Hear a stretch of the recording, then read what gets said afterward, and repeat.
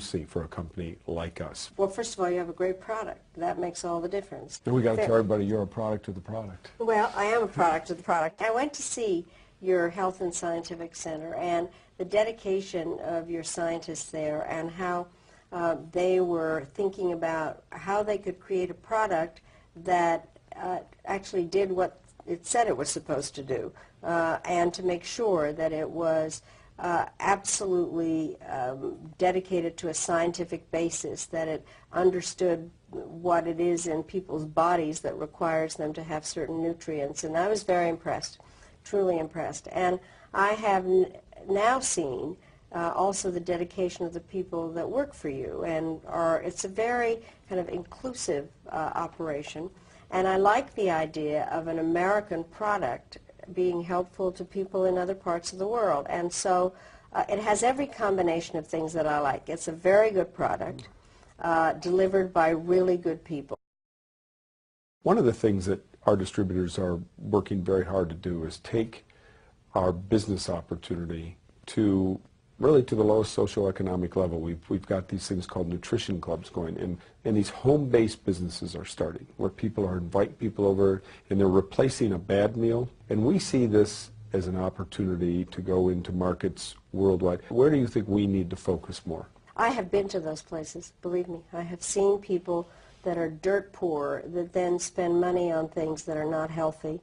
And they're in a cycle. And it's a cycle. I've also seen that people can't find a job. So the combination of you helping people to have a healthy nutritional meal that is not that expensive, that is provided to them by people who also want a job, is a totally win-win situation. I think the way, in America, I think a lot of people see it as a way to lose weight. I can testify to that. Right. But I think in other places, people need to see it more as a nutritional way to live, that it is a way that they can get a good meal that provides them with the basic life. I mean, the hardest part, I have to tell you, Michael, is we all diet and other people are starving. And you actually have a product that deals with both. It's kind of amazing. It is kind of amazing. And so I think that we have to all explain throughout the world that you have a product that provides a basic nutritional package. I think that women are a huge undervalued resource in every country. And I have believed that when women are politically and economically empowered, societies are more stable. But it's not simple. It wasn't simple for me. The default drive is that you don't know how to do the job. And so you have to prove it from the very beginning. I do think women work very, very hard.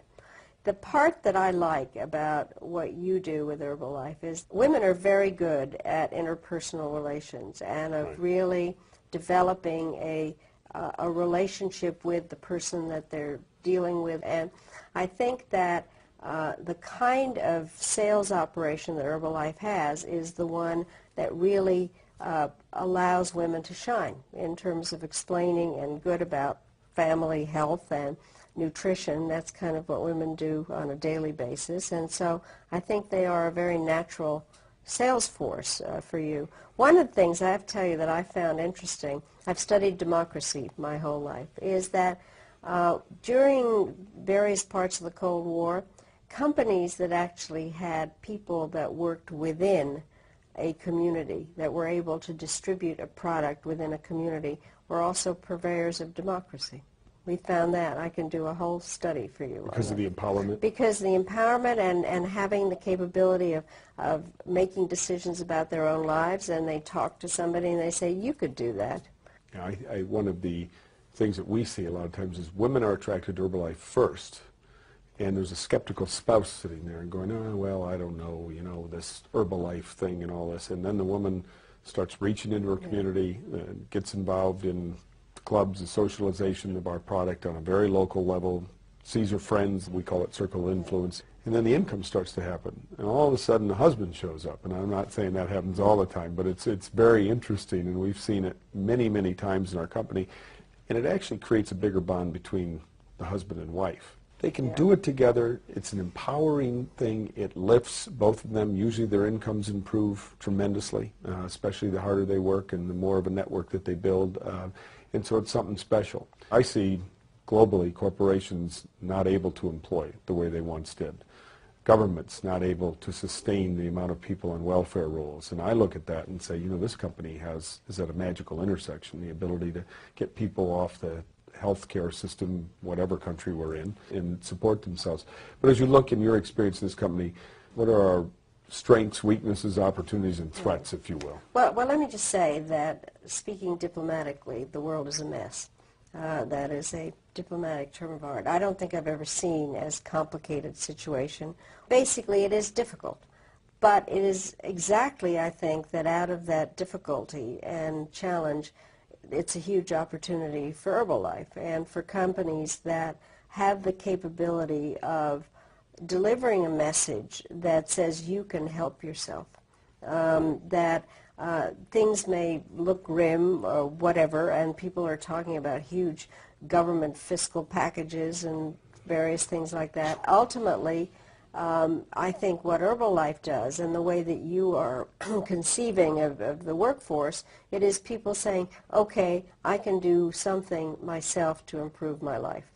I think the problems that are out there that we all have to work on is that there is a protectionist sentiment in the world, which is that whenever things are not good economically, people say, well, let's kind of just worry about ourselves and not worry about everybody else. And so as we put on regulations to keep out certain products out of the United States, there is the reciprocal thing that happens somewhere else that may have nothing to do with Herbalife. It just has to do with whatever the trade situation is. And so I think that it's very important to understand the regulatory systems in other countries and to understand the international climate in which you're operating.